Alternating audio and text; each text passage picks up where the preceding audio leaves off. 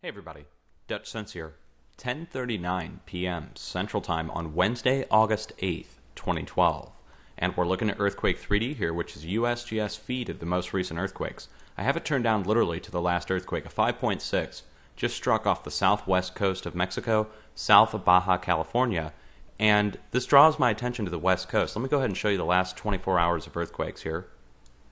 Okay, and this is the NEIC earthquake feed, which is not fully complete. It's only showing us 2.5 and greater in the continental U.S., Puerto Rico, up here to Alaska, but it does give us an overall view of what's going on.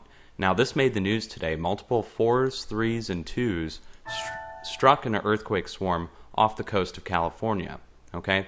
And basically, over the last 24 hours, we saw movement off the west coast of Oregon, down through California, and now extending down to this 5.6 that just struck off the coast of Mexico. Even a 3.1 all the way up here in Washington, and again, that's just the last 24 hours. Now let me take you back a full 7 days, okay? And we're going to focus in on North America first, and then we'll look at what I think the cause of all this is, and maybe what might happen over the next couple of weeks. But look at the United States. Okay, you can see these multiple 3.0s here. We have one that occurred in Yellowstone, borderline 3s that occurred in Nebraska and Colorado, New Mexico border, and then two 3.0s that struck in Oklahoma, and a borderline 4.0 that struck up here in Quebec, Canada. Now, if you connect all these dots from the Pacific Northwest going down to Texas, back up here to Canada, it would form a giant U shape, and that's the edge of the North American craton, which is showing the pressure. It's showing the buildup that's occurring along the west coast, up in Alaska. We saw a 5.6 yesterday. And then look at the West Pacific, last 7 days. Now keep in mind, internationally, we're only seeing 4.0 and greater. So we see 2.5 and greater in the U.S., 4.0 internationally, and you can see, as I've been talking, a 4.3 just struck down here west of Vanuatu. Can't ever pronounce that right, but Vanuatu. And then basically you can see the 4.0, 5.0 activity going from Japan, north of Japan, in the Kuril Islands. Let me turn these down so you can see the countries here. Okay, so we have Russia, Kuril Islands, and then going south through Japan on the east coast of Japan still, multiple 4s and borderline 5.0 earthquakes right off the coast where we saw the 9.0 happen last year. Now further south from there, off the Ryukyu Islands, a swarm has been occurring, multiple 4 and 5.0s here, and then south near Taiwan, this being Taiwan here, 5.5 just struck off the northeast coast. And then you see the cluster points, okay? So we have Indonesia down here, Papua New Guinea, Vanuatu over here to the east where this cluster is, and then Sumatra where we saw the huge tsunami many years ago that killed hundreds of thousands of people. That was over here. So when you look at the entire region, you can see multiple large earthquakes are still occurring, okay? And let me turn the rings back up here to give you the size indication. Out of control, 4 and 5, multiple 6.0 earthquakes over the last several weeks, and then extending west across China, South Russia, going through the Middle East, and going up into Europe, where we saw 4.4 in Denmark. So this says to me we need to watch Europe as well, and to get into that, we have to go look at the charts a little differently. But again, just take a look at the picture overall. Large amount of movement in the West Pacific, compensation movement happening on the East Pacific, going down to South America, up the West Coast. Now we're starting to see a pickup on the West Coast, which means we need to be prepared. California, Oregon, Washington, and then the states along the edge of the North American craton, which again extends from the Pacific Northwest, south through Texas, back to the Northeast. We saw the large earthquake in Virginia last year that caused damage to the Washington Monument, felt on the East Coast. So that means, look at this dead spot. We do need to watch, because all the other areas are showing that compensation movement. We do need to watch this region as well that's been absent the last 7 days. Okay, South America from basically central Mexico going down here to Peru where we saw the large 6.0 strike down here. Okay, Peru, then going down south through Chile, basically along the coast we need to watch for the next 2 weeks. And that could be for 6.0 or greater activity. Think about it. Last time we saw a large earthquake down here was many, many months ago in the 7.0 range. So I would say we do need to watch to the south for a large earthquake to strike, and that's just because of all the other movement going on around the rest of the Ring of Fire. Okay, as we go down to the south, look at South Pole, basically off the west coast of Antarctica and all around the east side. So we're going basically from South America across over to Africa, multiple 5.0 striking here, and then a silent mid-Atlantic ridge going throughout the central Atlantic. But once you get south, we see all this activity. And then once you get to the north, there were multiple earthquakes occurring up here to the north, which are not shown on this map. It was more than 7 days ago now. But right here at the geographic North Pole, north of Greenland, north of Svalbard, multiple 4 and 5.0s. You can see the spillover happening, okay, again, like I said, from Asia going right through to Europe. We need to watch this entire region here from multiple 5.0s, multiple 6.0s that could occur further south. So right down here in Turkey and Greece, all right, this cluster of 4.0s, possible 6.0 activity next two weeks. And we are in a Middle East conflict going on over here, so we do need to watch for other activity that might show up as earthquake activity, like last year in Libya when the 8.8 struck, and it turned out to be a man-made explosion of some kind.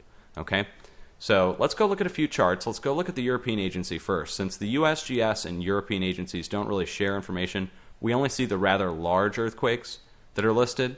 So to get a better idea of what's going on, we actually have to jump over and take a look at their actual charts.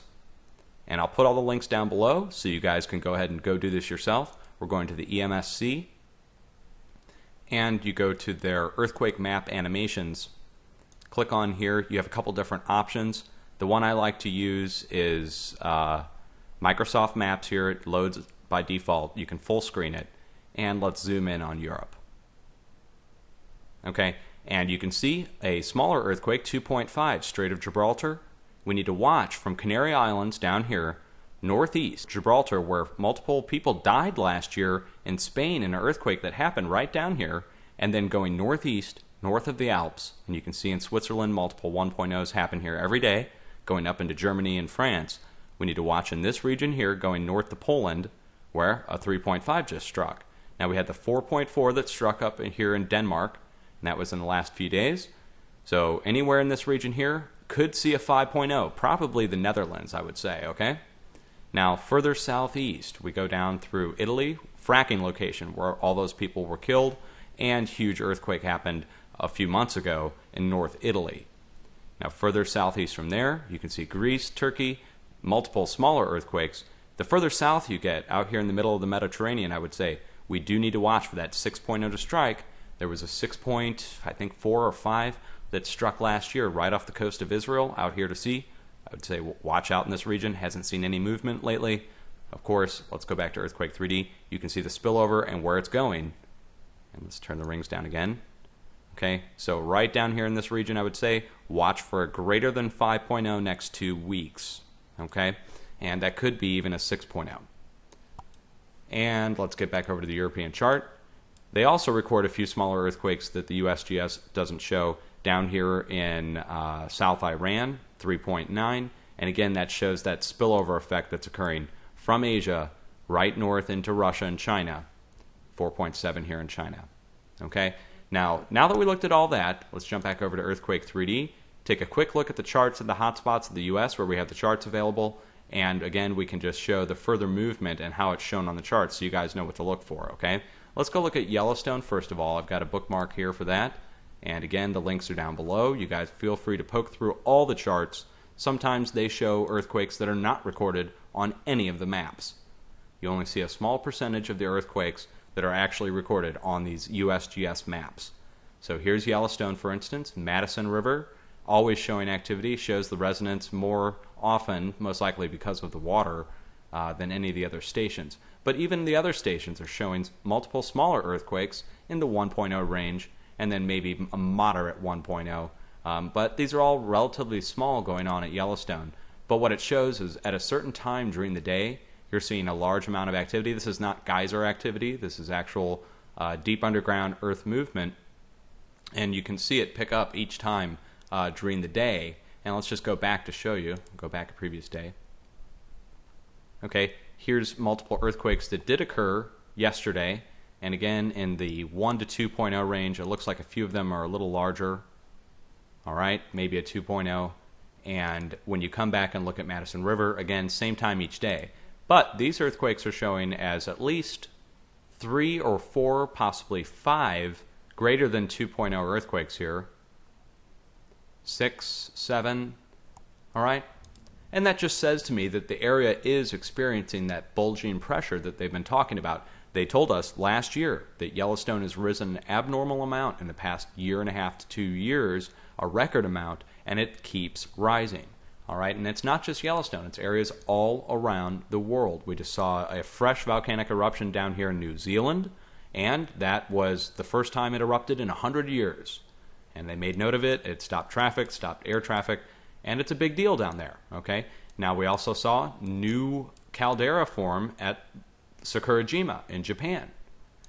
And we're seeing steam plume activity extend from Mexico right up through the southwest United States. So we need to watch all these different areas where there are deep earth shafts dug into the ground, where there's water interaction with magma and heat. We also need to watch the areas that are dormant volcanoes, where there's tubes or old aquifers that extend deep down into the earth that appear to be being heated at some point deep in the crust.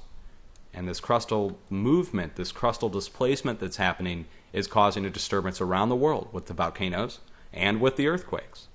So compared to last year, now we need to take a step back, everybody, and remember, last year was much worse than this year. And you might say, oh, this looks like a lot of earthquakes. And it is. It's a lot of 4 and 5.0 earthquakes. Don't get me wrong, a few 6.0s.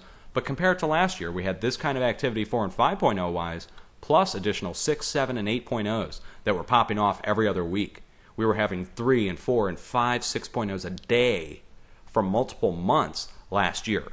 And that has since died off, and that's good news.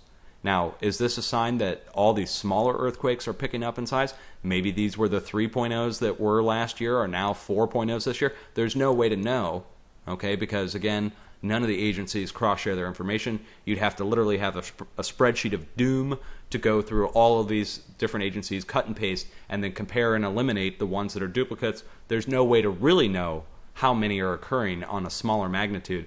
Only on a larger magnitude are we able to even see some kind of pattern, at least from what I can see.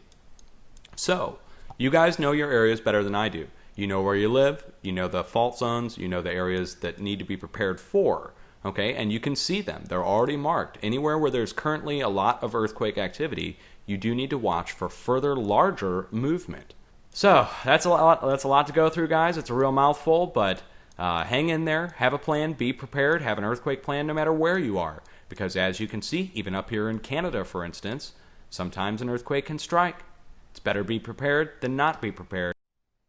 And you will be 10 times better prepared than anybody else on your street or even in your neighborhood, possibly even in your area, because most people do not have those preparation plans in place or know what to do when they strike, okay? Much love, guys. Hang in there.